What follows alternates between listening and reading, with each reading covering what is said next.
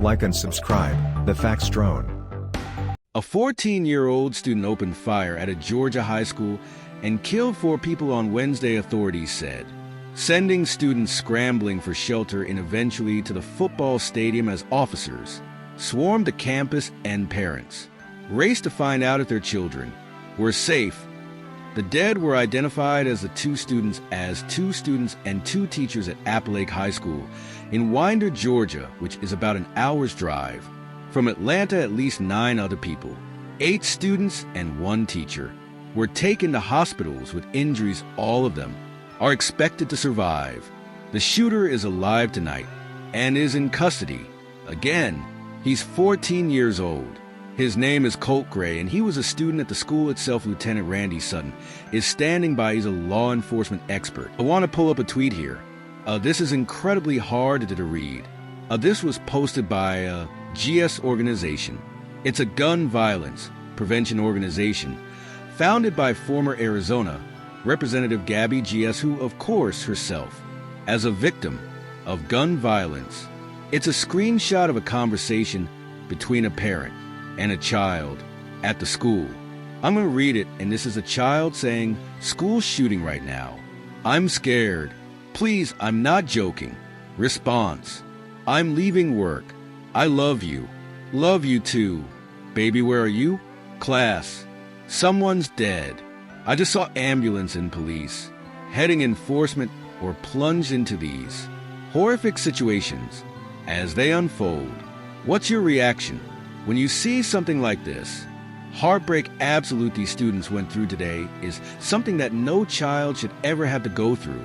The parents, the panic that they must have experienced today, beyond belief, all at the hands of a 14 through some strange mutation, became a killer today. And I hear today is truly unbelievable in every sense of the word that a 14-year-old could have taken so many lives, shot so many people, had this violence streak within him. And now it's been noted in the news earlier today that this individual was a suspect in a threatened school shooting a year ago and had been the target of an FBI and law enforcement investigation, that he and his parents had been this threat. So this is going to reverberate throughout the law enforcement community and the investigation. That's once again, look at all of the aspects, all the nuances, and try and determine, did somebody drop the ball here? Randy, I gotta ask you a little bit more about what we know about what you just said. We have some information. About last year today, we learned that this kid was being questioned by the cops over suspicious activity. As recently as last spring, the teen had been interviewed after the FBI received anonymous tips in May 2023 about online threats to commit an unspecified school shooting, the agency said in a statement. The sheriff's 13-year-old and his father, who said that there were hunting guns in the house, but the teen did not have unsupervised access to making any online threats. The sheriff's office alerted local schools for continued monitoring of the team, but the team no probable cause for arrest to additional action. How many of these types of threats do law enforcement run into? Gray was flagged to the FBI and questioned by local police before any of this violence took place. Is this more common than we might think, or does it seem that Gray was a special case?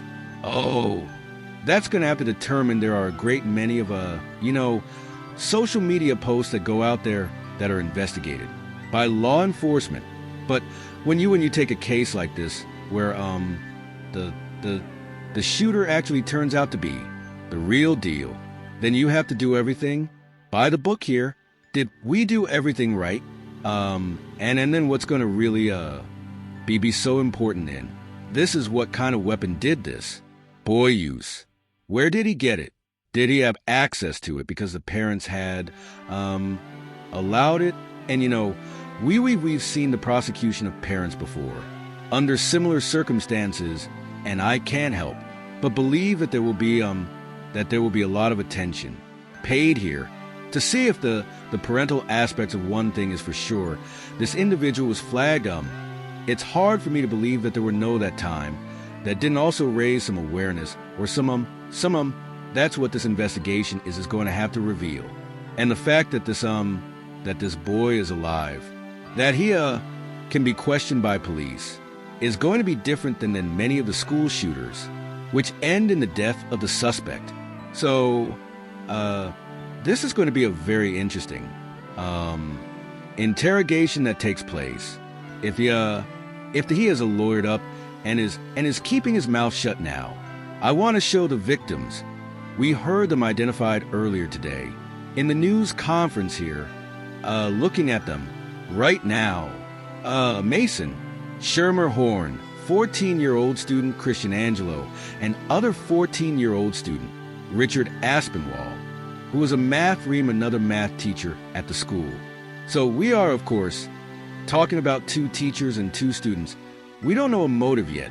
That'll be a big question moving forward. Question I have is, how did the gun get into the school? Did the shooter force his way in? With it, did he smuggle it in Randy?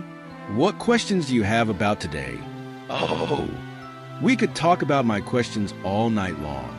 But does the school have security precautions in place that are adequate?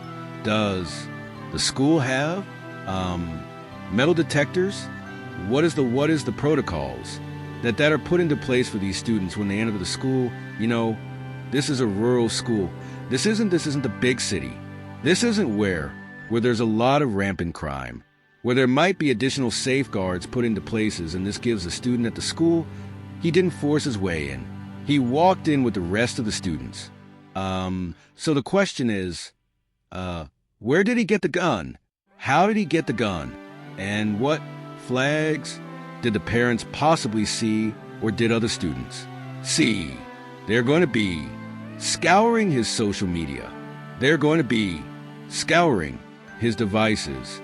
They're going to have a relationship with him to determine if there was anything missed here. It's hard to believe that this boy acted in a vacuum, that there wasn't some type of event that sparked it. And that's what law have to really delve into.